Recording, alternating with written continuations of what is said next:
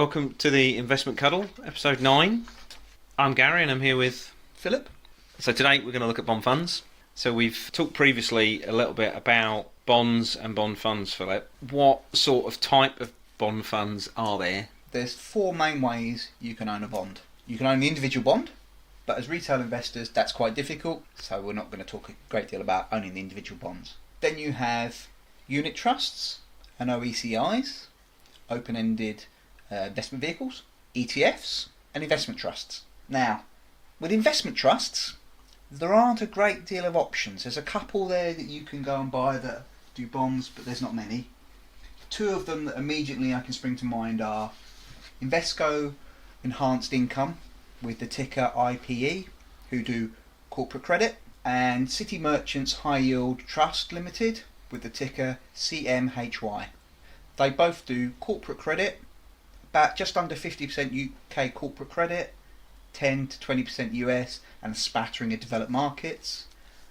Generally, these are not the AAA end, they're the lower end, so you get, but they're very actively managed to give you a reasonable income yield. I think they're around about 4-ish%. So with inside those, you'll have a good spattering of companies with high credit ratings, moderate credit ratings, and some speculative credit ratings, and of different sizes, different durations, and they're actively managed, but they're quite small. The next ones you can go to ETFs.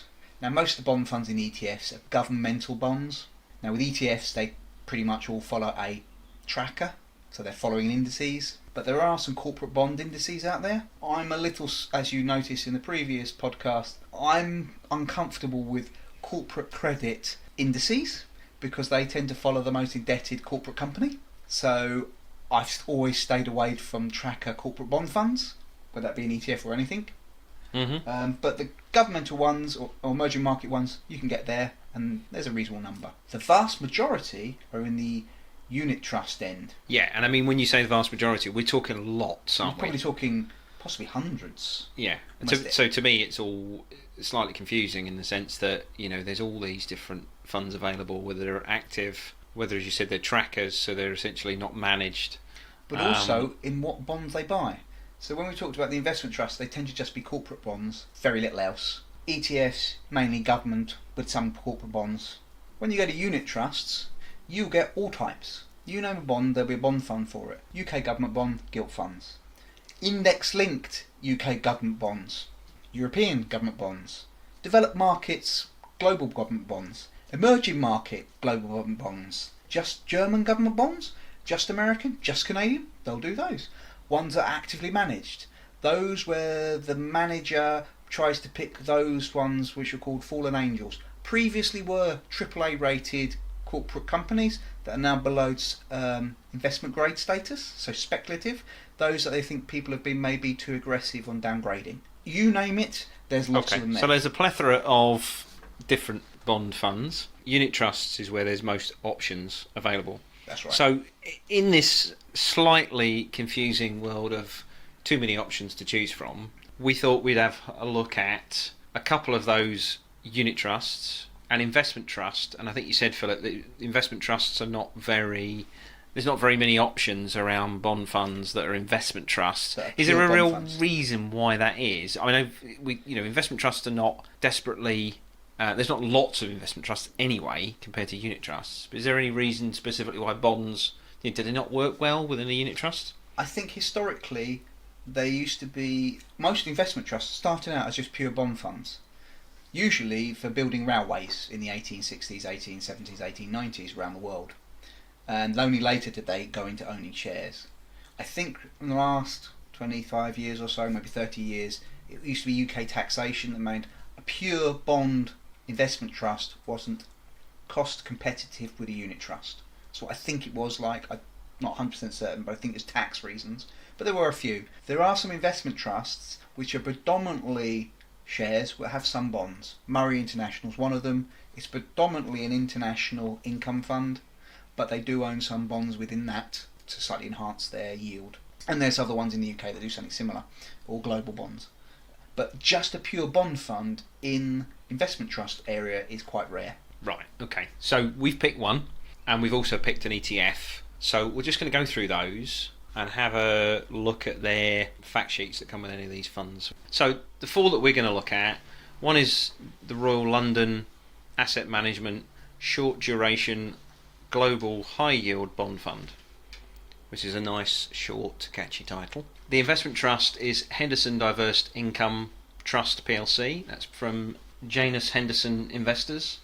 With a ticker HDIV. Don't ask me what the ticker is for the Royal London one. I don't know.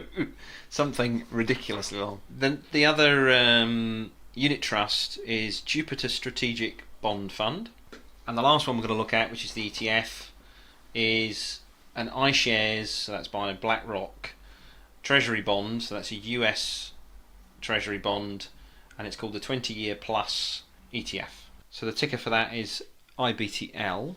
So we'll start with the Royal London Asset Management Fund, which is called Short Duration Global High Yield Bond Fund.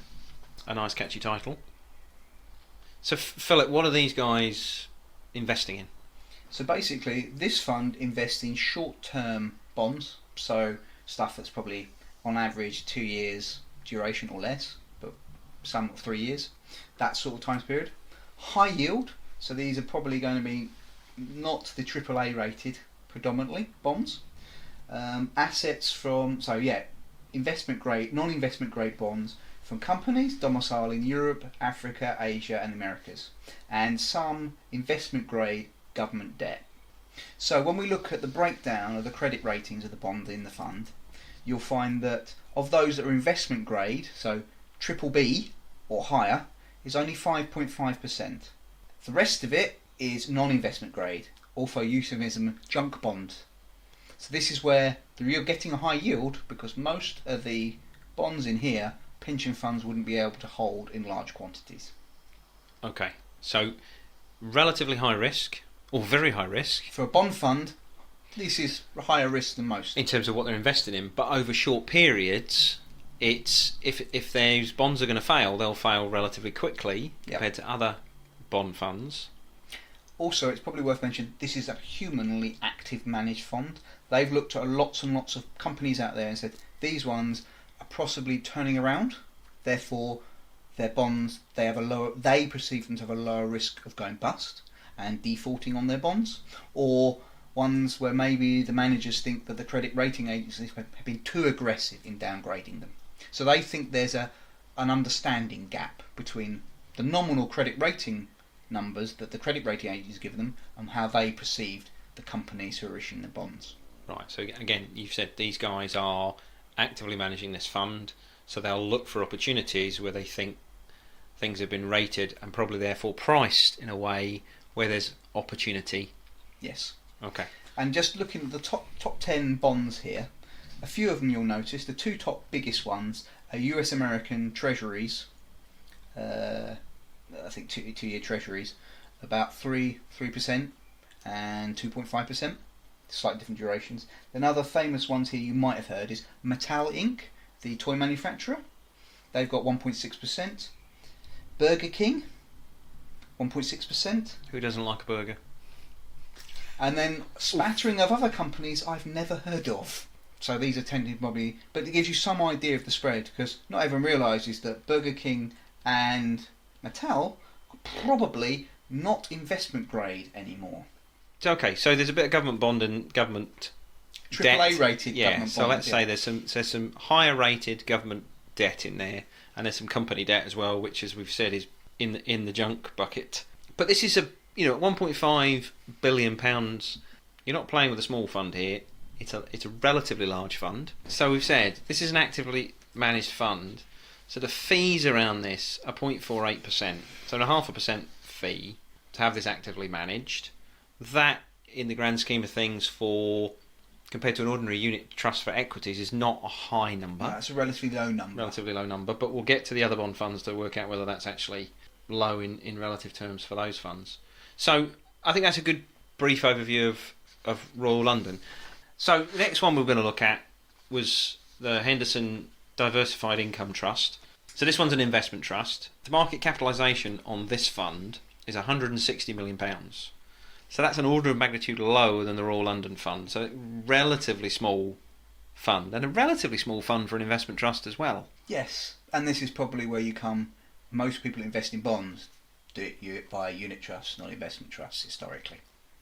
Okay, so if we looked then at the holdings on this one, what are these guys? What's the investment trust? I think we said the ticker for this is HDIV, the Henderson Diverse Income Trust. What are they invested in? So if you look at here, high yield bonds make up around about 6%. So investment grade bonds are about 25%, about a quarter of the entire fund. And then they've got a few secured loans, so basically short-term bridging loans, and there's a few equities, because this might be where a company's gone bust and they've turned all of its loans, all of its bonds, into equity, known as a debt for equity swap. And this is sometimes what you'll find with those, when companies go bust, because you own the bonds, you basically get to, if you keep the company going, you take on the ownership of it, so there's always a smudgering of equities in bond funds, but that's about 2%. The other thing to look at is the denomination of the currencies. Around about 24% is in UK sterling, 70% is in US dollars, 4% is in euros, and 1.5% is in Australian dollars. Okay. So as you can see, it's predominantly a US dollar denominated debt, not necessarily meaning they're all US denominated companies. Some companies, even UK ones, have bonds in US debt. A couple of the big names in the top 10. Yeah. So number 2 here is Tesco, a large, well-known British retailer. Who are they? Tesco. At around about 2.4% of the fund. Another one we probably also know is Barclays, which is in, funnily enough, pounds and dollar debt. Cumulative comes to 2%. So even UK companies offer US dominated debt as well as UK debt. And nationwide building societies, perpetual bonds. Virgin Media, Crown Castle, and a couple of other Americans that I've never heard of. Okay, so these guys pay a dividend or a yield on this. So going to print here, we're talking it's nominally 5%, let's say, and that will obviously depend on the price of the individual shares that you buy. But we're talking about a 5% return, which for a bond fund doesn't strike me as a particularly bad yield. That's quite good. But when you understand why, it's because there's a reasonable amount of bonds that have got a lower investment grade credit, and a few that are probably non-investment grade that pay a higher yield. And so one of the things that I often look for in investment trusts is looking at the gearing, because for those that are familiar with investment trusts, they're allowed to gear the way they're set up as an investment company. So the Henderson Diverse Income Trust, as we say, these numbers are dependent on when you listen to the podcast, but we're saying about 15%, which is not desperately high gearing for a normal investment trust. Is there anything that really matters more about gearing in a bond fund investment trust? You borrowed, you're going to lose. If it goes wrong, you've got to pay the 15% you borrowed first before you. So it does make a difference. So that's fine. And the ongoing charges, or the fees on this, because again this will be an actively managed fund, this is not a tracker, is 0.89%. So that's a little bit higher than we saw with Royal London, but it's paying a slightly higher yield, at least based on this comparison, let's say. And the differences here between the investment trust, the Henderson one we're looking at here, and the one we looked at before from Royal London, which was a unit trust, was a unit trust. If anyone defaults there on their the coupon they're paying you, your yield, the fund will pay you, goes up and down. An investment trust can keep some of its income as reserves to maintain a flat amount or growing amount of dividend each year. So that's one of the reasons why you might want to pay a little bit more for an investment trust, because there's less variability in the dividend that they pay out, because they're allowed to hold back. Whereas a unit trust, all the money they get in income they have to distribute. So if it doesn't have as much as it did last year, tough, you get lower yield next year. Right. So I think, are you saying that, in an extremely unlikely event where we see a market crash or a recession or something like that, that the Henderson Investment Trust is more likely to maintain its dividend than Royal London? Yes. It's not guaranteed, but they're more likely because they have the ability to save money from previous years and to maintain it. Right. So, yeah, just in the interest then of clarity, we're saying the investment trust versus the unit trust is more likely to maintain its dividend. Yes. Okay, great. So let's have a look at the next one, which is, again, a unit trust. This one's Jupiter Strategic Bond Fund. This is a £4.2 billion bond fund. So this is a significantly larger fund at £4.2 billion than either the investment trust, which is a lot smaller than this, and the Royal London, which again is a quarter the size. So what sort of bonds are Jupiter investing in? So this is a strategic bond fund, so this means that it gives the managers quite a wide remit of what type of bonds it's allowed to hold, and the asset allocation may try and change quite a lot over time, whereas some of the others, they're a bit more specific about what they're allowed to invest in.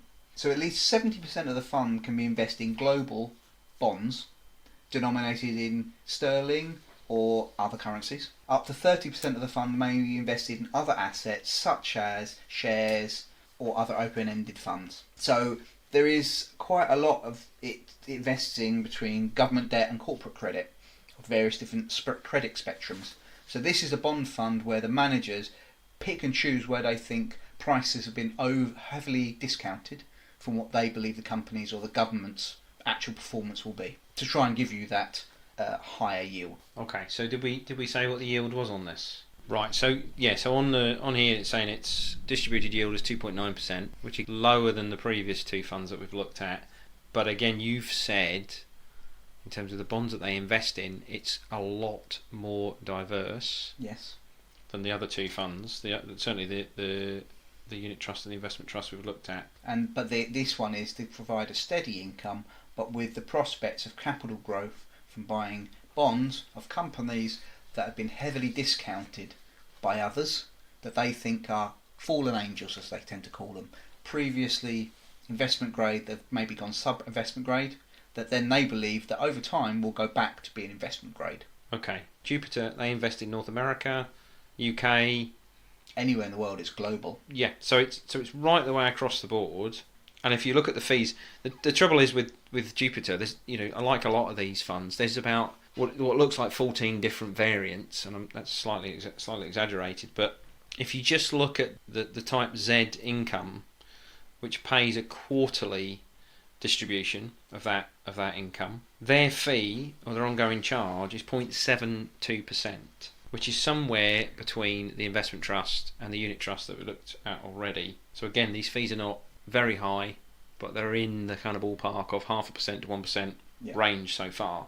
So the last fund we were looking at is an ETF, so an exchange traded fund, which is the iShares Treasury Bond, 20 years plus. So the ticker for that is IBTL. So the size of this fund is 1.1 billion US dollars. You'll be buying the unit of this particular fund in pounds, but essentially it's a US currency that the fund is priced in. So, Philip, what are these guys investing in? So these are invested in US Treasuries. US Treasuries are the name given to US government bond funds, so the equivalent of gilts, but for the Americans. This particular fund invests in treasuries that have a maturity of over 20 years left. So this would be the 20-year, 30-year, 50-year treasuries bonds. Okay, so this is really very one-dimensional for me. This is a treasury is equivalent to a UK gilt, correct, which is a government bond. So you're just buying US government bonds. I think they distributed yield on here, they're saying it's just over 2%. So that's a little bit lower than the other three funds. But fundamentally, this is probably the most focused of these four funds. Yes. If you believe that the US government is the best place to put your money and to have your money in dollars, so you're not keen on the pound, so you just want to price that, you want to be following the US dollar because you think the US dollar is going to do better than the pound, i.e. be stronger, you could go for this ETF. Yes. Because, and it's very specific about what it is. If you want to actively manage what your percentage of US government debt you want to have as bonds. Yeah, and I think the key point there is you're actively managing it. This is an ETF. This is your tracker that you talked about before. Yeah. So this tracks bonds, so it buys the market weighting average of over 20-year US government debt. So it just follows the tracker for that. So the exact breakdown of how much 20-year, how much 30-year, and how much 50-year is on whatever the tracker says is what the US government has issued so far. Okay, so of the four that we've looked at, would you say that the US Treasury Fund is the least diverse? Yes, in many ways, because it only invests in a small section of the US Treasury market. But That might be very good if you want to make your own mix of US Treasuries and corporate bond funds yourself. That's why these ETFs are useful. They allow you to be the manager yourself and say how much treasuries do you want, how much gilts do you want, and allows you to actually buy gilts and buy treasuries as an individual. Okay. And I guess the other interesting point on this one is we've said that the yield is a little over 2%, which is the lowest of the four we're looking at, but also the charges, the ongoing charges, are 0.07%, which, looking at the other three, that's an order of magnitude less. So this is the whole point about ETF tracker type funds being very, very cheap. But just to re-emphasise this, you're buying a tracker, which might be very good for what you want, but if it's not, it can be very dangerous. So understand that if the tracker is tracking something you actually want, that's a good thing. So tracking US Treasuries, it's very narrow. That's quite a good idea. There's not much variation in there, and it keeps the cost very low. Take an example of a corporate bond tracker. One of the UK corporate bond indices is the Market IBROX indices, which basically is a market-weighted average of the debt that companies have issued. So you're buying a tracker that just buys the biggest indebted debtor.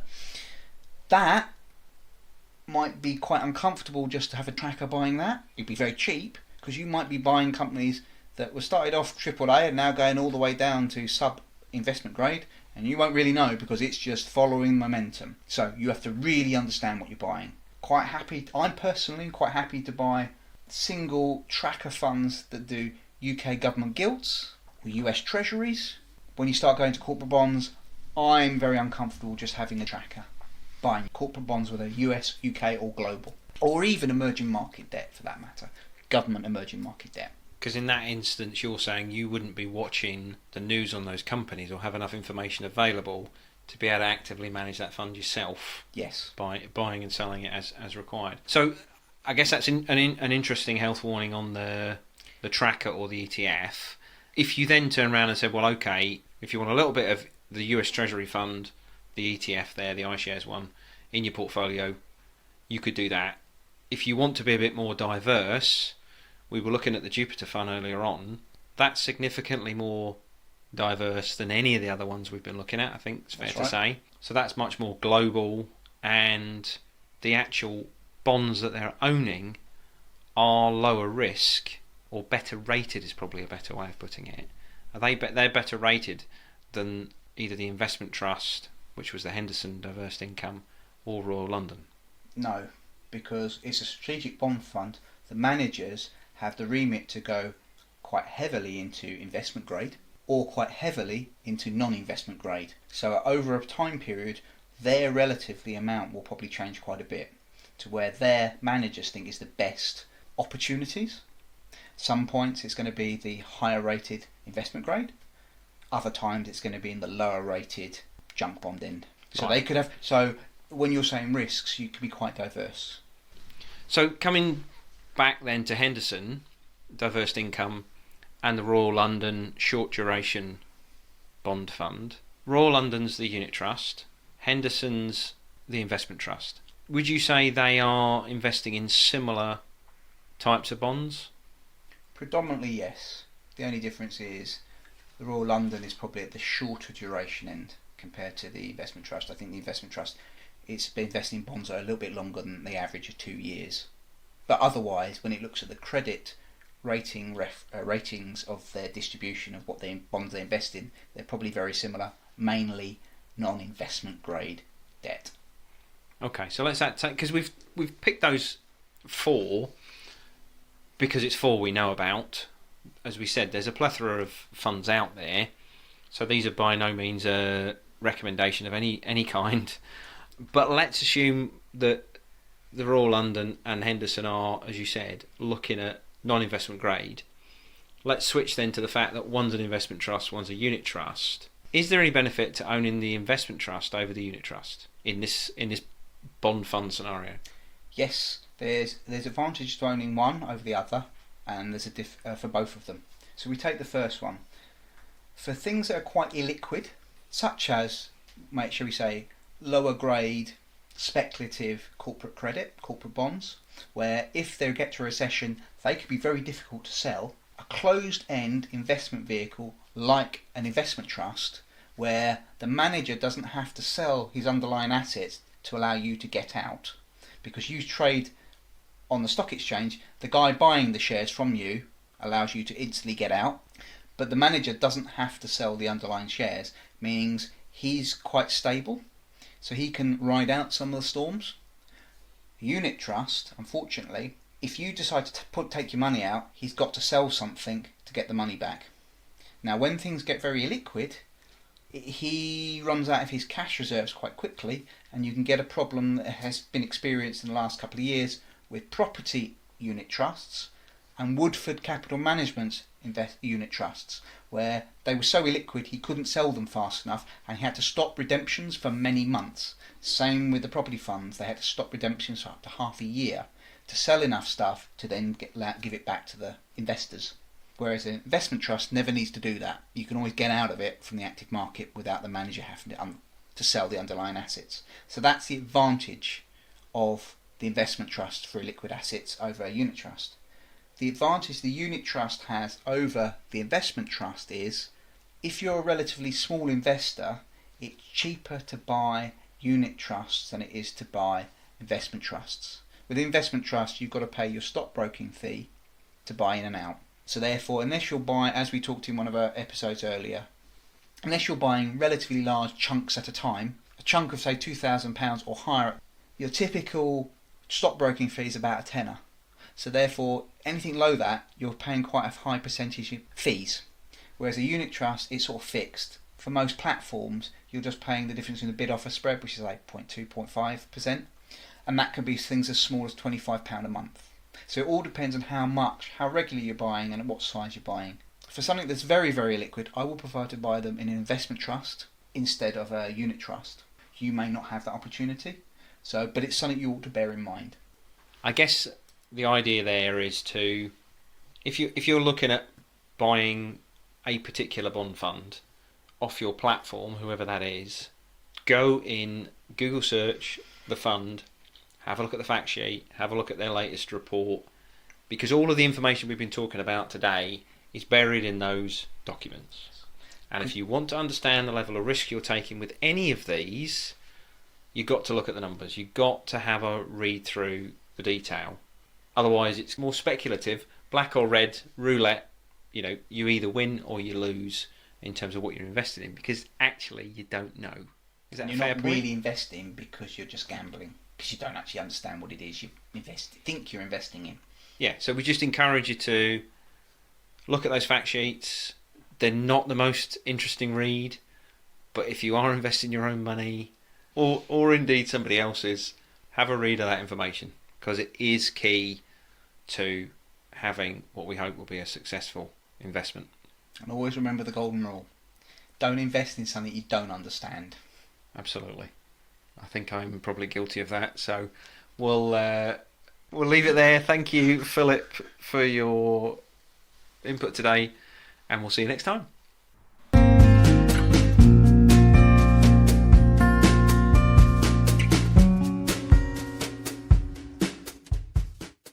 This programme has been presented for information and educational purposes only. None of the information or content of the programme is to be taken as an offer, opinion or recommendation by the programme's hosts or guests to buy or sell securities. Nor is it intended to provide legal, tax, accounting, commercial or financial advice. Opinions and comments are based on information from sources believed to be reliable. All investing involves risk as prices go up or down based on a number of factors. Always consider consulting a financial professional before investing.